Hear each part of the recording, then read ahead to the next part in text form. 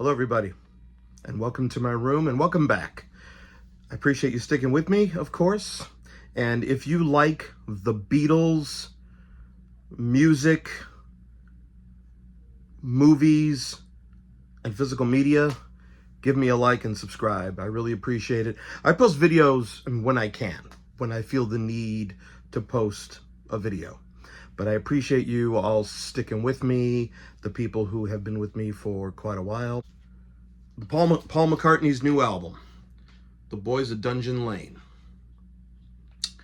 And I also have the CD as well. Why do you get both, the vinyl and the CD? Because it's Paul, man. It's Macca. It's the Beatles. So of course I'm going to get all of them. And the album has got a lot of good buzz. It's really gotten a lot of good buzz. I first heard tracks from it on, of course, the Beatles channel on Sirius XM. And I'm going to be totally honest. When I heard Days We Left Behind, it grabbed me immediately. So I was excited for this album. A kind of a look back at his youth, or the youth, because Mountaintop was inspired by a trip to when he played Glastonbury, which is one of my favorite songs on the album. But primarily, it's a look back on growing up and life in Liverpool. And I was excited. And then I heard the song with he and Ringo, Home to Us, and I was counting down the days for the album. It's been a long time since I did that. And if you go back to some of my Macca album reviews of the last several years, since 2018, when Egypt Station came out, I usually, in my enthusiasm, will give it a good review. It's in retrospect where I formulate my thoughts on a Macca album. And I could go back and say now, Egypt Station was really not what I thought it was in the moment, and it's not one that I reach for. However, I could easily play it.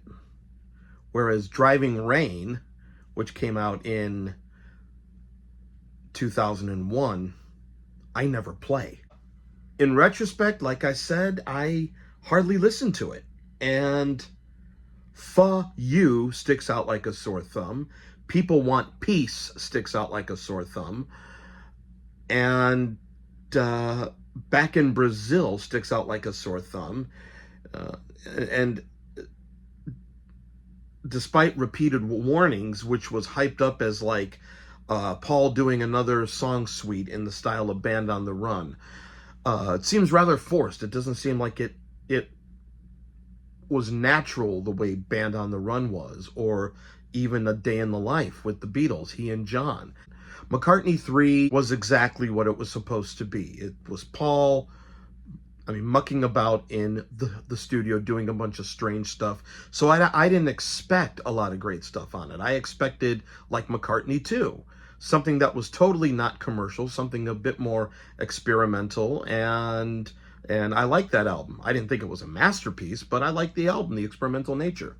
Now, The Boys of Dungeon Lane, it's been a while since I played a Macca album. First playing it on vinyl. Then once the vinyl was done, played the CD. Went back to the vinyl. Once it was done, went back to the CD. And then I wanted to hear the Atmos mix on Apple Music. So I got the AirPods Max out, sat in the room, played it with the Atmos, and I have been, digging the hell out of it. And maybe it's, we're kind of lowering the ball for Macca albums nowadays. The fact that the guy is about to turn 84, I don't expect him to write the entire Band on the Run album again, or Venus and Mars, which is my personal favorite. I don't expect him to do that anymore. So what I expect, this more than met my expectations. Every song on here I feel is a good song. for what it is. I mean, nowadays, it's probably his most psychedelic sounding album. And it doesn't seem self-conscious in doing it. Andrew Watt was probably one of the best producers he could have gotten nowadays, because you could just tell Andrew Watt was not sort of kissing up to the icon of Paul. He was like, you know, come on, I'm working with Paul McCartney. I want something with Paul McCartney. And Paul, over the years, post-Beatles, be it with his Wing stuff or his solo stuff, always gives me these little moments that are like, I call it, I don't even know what to call it. He gives me these tiny moments, though, that that really inspire me, if that makes sense. Inspire, or it's like, there's Macca peeking through his own song, if that makes sense. And I'm not articulating it very well, what I mean, but I'll give you an example. You know, Love and Song on Wings' Venus and Mars. When I hear the keyboard line on the chorus, and I'm going to sing it to you right now.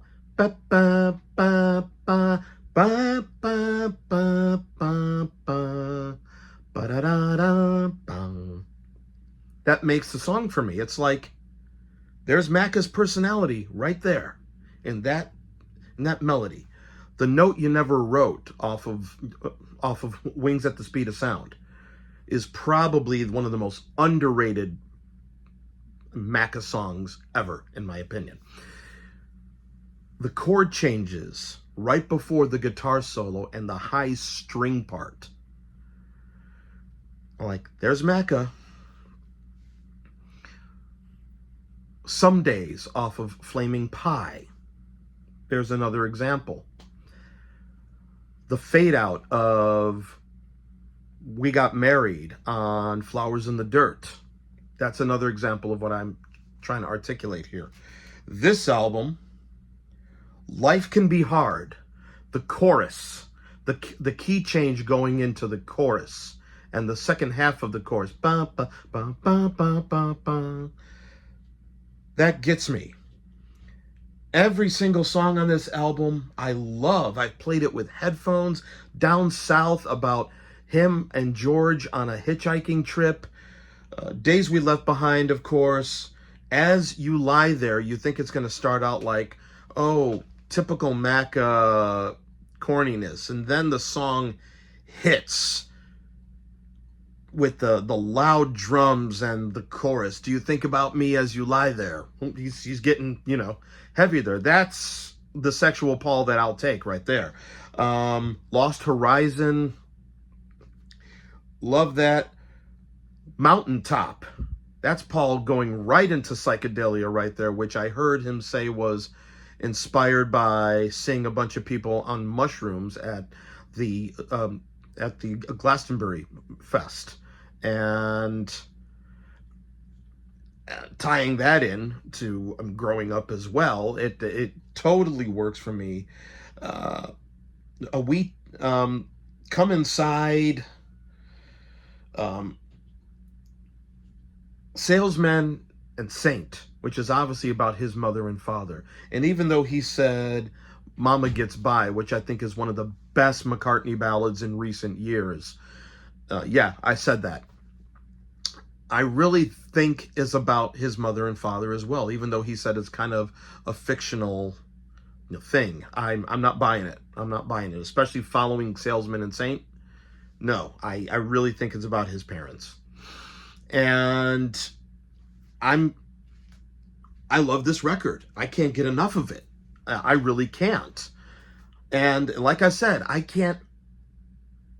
haven't played Egypt Station since the time frame it came out. I put it on as background music, is what I did when I was doing some work around the house, hardly paying attention to it. This, though, get the headphones out, sit down, look at the lyric sheet, booklet, and it totally brings me joy, this record. And I'm not going to say I'm shocked, but I'm surprised. He did an album where he really sounds like he cares. And it's not just Paul wanting to do an album. This is Paul having something to say. It might be looking back, but he's got something to say. He's got something to express. And he's got a sympathetic producer in Andrew Watt, who I think brought out some of the best in him in recent years. So, Paul McCartney, The Boys of Dungeon Lane, I called it a masterpiece. And as far as Macca releases go in the recent years, it is a masterpiece. So, those are my thoughts on this album. Let me know what you think about the album. Drop me a line and let me know. Peace and much love, and I'll talk to you soon.